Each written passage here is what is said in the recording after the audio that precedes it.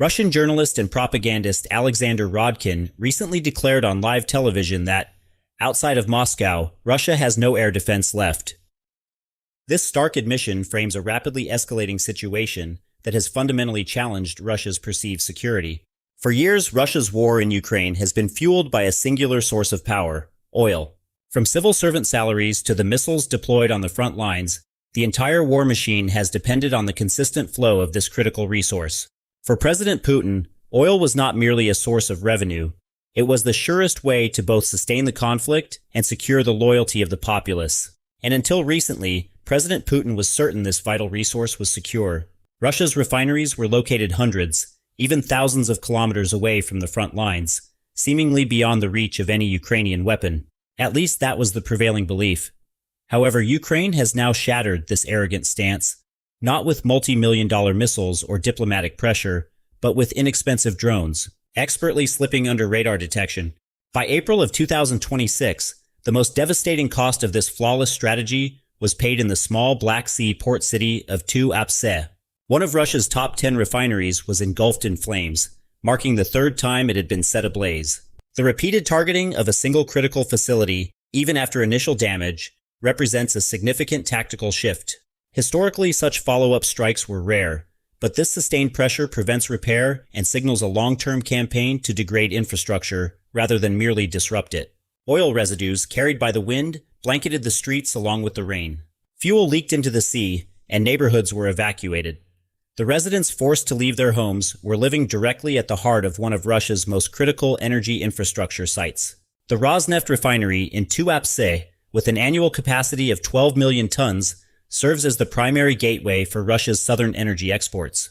Naphtha, diesel, and fuel oil are shipped from this location by tanker to the Mediterranean, Europe, and global markets. Closing this gateway not only reduces production capacity, but also chokes off all export traffic flowing through the Black Sea. Ukraine struck this gateway 3 times throughout April, effectively shutting it down.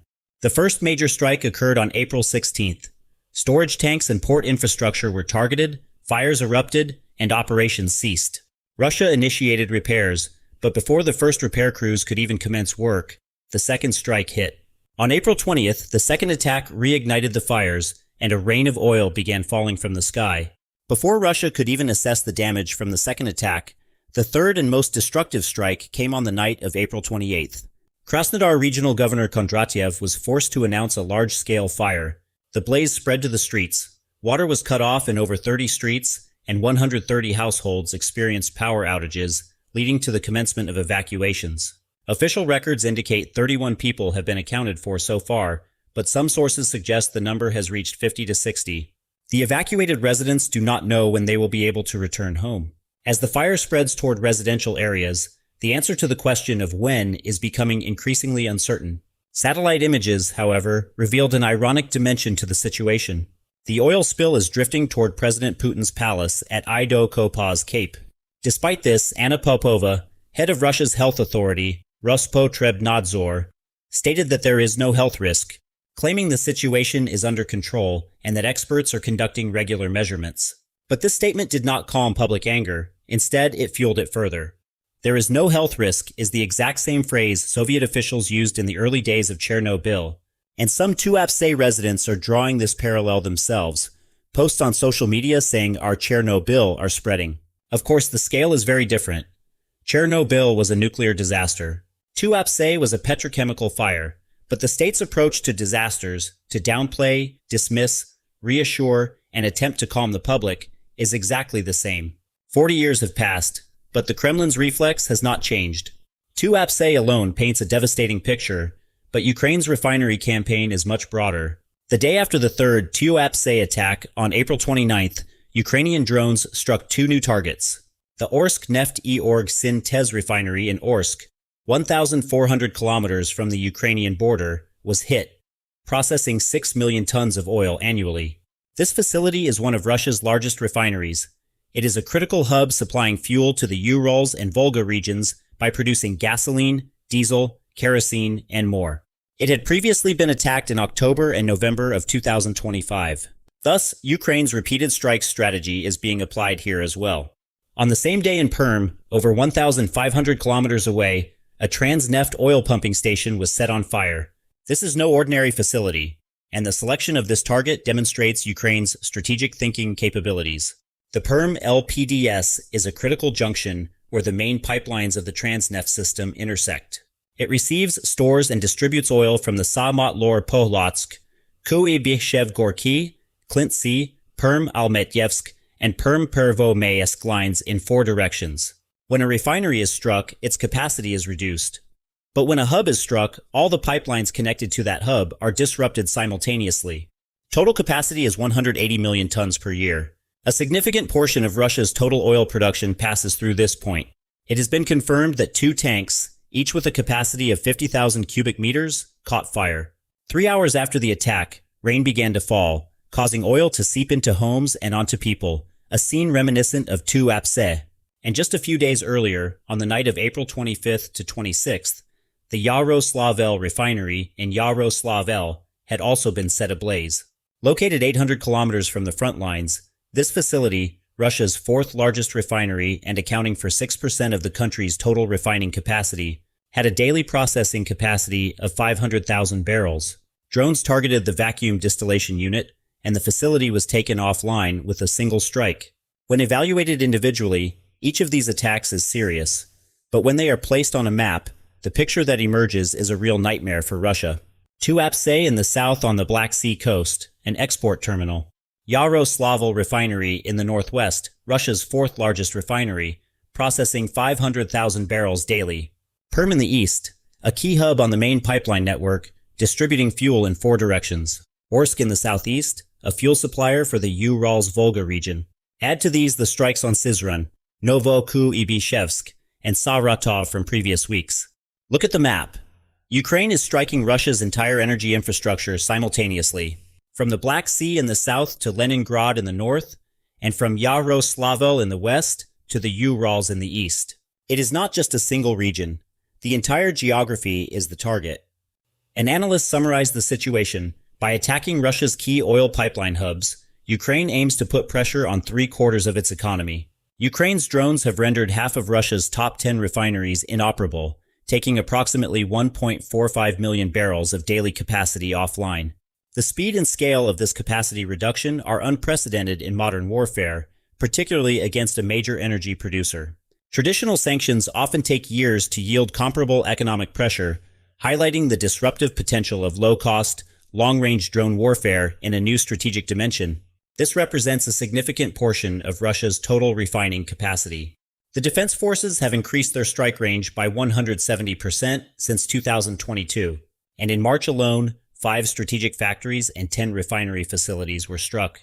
These are not isolated attacks, but a coordinated campaign systematically shutting off Russia's oil tap. Ukrainian officials describe this as the most effective and rapid sanctions. And they are right, because what the G7 has been debating for years, comprehensive energy sanctions, Ukrainian drones are implementing in just a few nights. While a solution was awaited through diplomatic channels for 4 years, Ukraine has put its own kinetic sanctions into effect. The economic impacts are concrete and measurable. The shutdown of Tuapse has taken approximately 240,000 barrels of daily refining capacity offline. This is not just a loss of exports. The naphtha, diesel, and fuel oil shipped via Tuapse constituted a critical portion of tanker traffic in the Black Sea. Tanker traffic had to be redirected to Novorossiysk. But Novorossiysk's port capacity is limited and already congested, making a bottleneck inevitable. A daily reduction of approximately 300,000 to 400,000 barrels has occurred in overall oil production, and out of the 46 storage tanks in Tuapse, 24 were completely destroyed, 4 were damaged, and 61% of the fuel storage capacity has become unusable. Repairs are expected to take weeks, possibly months, but Ukraine's repeated strike strategy is making repairs impossible. Just as repairs begin, the next attack arrives. The first damage occurred on April 16th. It was struck again on April 20th before repairs could begin, and on April 28th it suffered permanent destruction. Russia is losing a refinery without even being able to repair it. This strategy is being applied to other targets as well. The Saratov refinery was struck in November 2025 and targeted again in January 2026 before repairs were completed. From a military perspective, the fuel produced by refineries, diesel, jet fuel, gasoline, goes directly to troops on the front lines. When refinery capacity drops, the fuel flowing to the front lines decreases, and tanks without fuel cannot move, nor can planes fly without fuel. At the same time, Russia is forced to redeploy its air defense systems to refinery areas to protect its energy infrastructure, which weakens defenses along the front lines. The political consequences may be even more devastating than the economic ones. What happened in Tuapse shattered President Putin's claim that everything is under control. Russian journalist and propagandist Alexander Rodkin exploded on live TV. Can't we set up a proper air defense system? Outside of Moscow, Russia has no air defense left. This admission came from the Kremlin's most loyal propaganda tool. Rodkin's second statement is even more striking. Attacks on our critical energy infrastructure continue, and we can't do anything about it. I don't understand what the problem is. What are these drones? These words come from President Putin's Russia, from the propagandist of the very country that started the war. The anger of Tuapse residents, however, is more dangerous to the regime than drone damage. In a video filmed by a Russian citizen, he says, "It's a total disaster, guys. The city's air is filled with smoke, with a black sky and columns of flame from the burning refinery visible in the background. It's shameful. It's shameful that they're treating us this way," people shout, not at the war, but at the state for failing to protect them and abandoning them. And this anger grows a little more with every repeated attack. War fatigue was already mounting. Tuapse brought this home and shattered the myth of the peaceful home front. But the impact of these attacks isn't limited to the anger in the streets. It's also shaking the web of money and power surrounding the Kremlin. The Tuapse refinery belongs to Rosneft. And at the helm of Rosneft sits Igor Sekhin, one of President Putin's closest allies. Sekhin, who has been intertwined with President Putin since the Soviet era, is regarded as the architect of Russia's energy empire and Russia's second most powerful man. The burning of Tuapse directly impacts his company's bottom line, with billions of dollars in annual export capacity going up in smoke. And Sekhin is not alone. Transneft, the pipeline company targeted in the Perm attack, is the state monopoly controlling Russia's entire oil transportation infrastructure. The executives and shareholders who share in this company's profits are indispensable members of the Kremlin's inner circle. The 100,000 cubic meter fire in Perm is also burning a hole in their wallets. These oligarchs have been living under an agreement with President Putin for decades. You make us money and we'll remain loyal to you. But the foundation of that agreement was the secure flow of oil, and that flow is now being disrupted. As the money in the oligarchs' pockets dwindles, their loyalty to the Kremlin begins to be questioned. This direct challenge to the implicit social contract between the Kremlin and its elite is highly unusual. Historically, Russian oligarchs have maintained loyalty through economic stability and state protection. The current attacks demonstrate a vulnerability that undermines this foundational bargain, potentially shifting internal power dynamics. There is no open rebellion yet, but the unrest behind closed doors grows a little more with every burning storage tank. President Putin's foreign allies are also watching this unfold.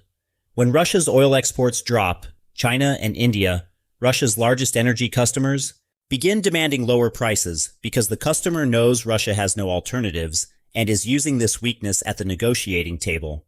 Iran, in the midst of its own energy crisis, was expecting technology and investment from Russia. But what can Russia offer Iran when it cannot even protect its own refineries? And the balance within OPEC Plus is shifting as well. When Russia cannot meet its production quotas, Saudi Arabia and the UAE are ready to seize market share. So Ukraine's drones are eroding not just metal and concrete, but also the network of loyalty around President Putin, his trade partnerships, and his geopolitical position. Every refinery that burns drains money from the Kremlin's coffers. Every pipeline that shuts down shakes allies' confidence, and every evacuated city further tarnishes President Putin's strong leader image. Moreover, what is happening in today's Russia is a repetition of history. Looking back at history, oil has always played a decisive role in wars. In 1942, Nazi Germany launched an offensive into the Caucasus for precisely the same reason, Operation Edelweiss. Hitler's aim was to seize the oil fields of Maikop, Grozny, and Baku to starve the Soviet war machine of fuel. And Tuapse was a critical point back then as well, as a port and refinery hub on the Black Sea coast. It served as the gateway for Soviet oil to the world. The Germans advanced as far as Maikop, but the Soviets burned their own facilities so they would not fall into enemy hands. Massive fires, black smoke, and ecological devastation were also witnessed during that period. 84 years later, the same scenes are repeating themselves in the same city. The difference lies in the method. In 1942, it required hundreds of thousands of soldiers and bomber aircraft. Today, drones costing just a few $1,000s are doing the same job. And Ukraine can carry this out simultaneously across a much broader geography. The logic has not changed in 84 years. Cut off the enemy's oil supply, break their warfighting capability. The only thing that has changed is the cost of the tools. And this cost difference is turning everything in Ukraine's favor. Looking at the bigger picture, Ukraine's refinery campaign has become one of the most effective fronts of the war. Half of Russia's top 10 refineries are out of commission. A daily capacity of 1.45 million barrels is now unusable. Strike range has increased by 170% since 2022. Repeated attacks on the same targets are preventing repairs. And every attack forces Russia to scatter its air defenses, slow down production, and reorganize its logistics. What can Russia do against this campaign? The short answer, very little. There is not enough air defense to protect thousands of kilometers of pipelines, dozens of refineries, and hundreds of storage tanks all at once. Rodkin's admission reflects the reality. There is no significant air defense network left outside Moscow.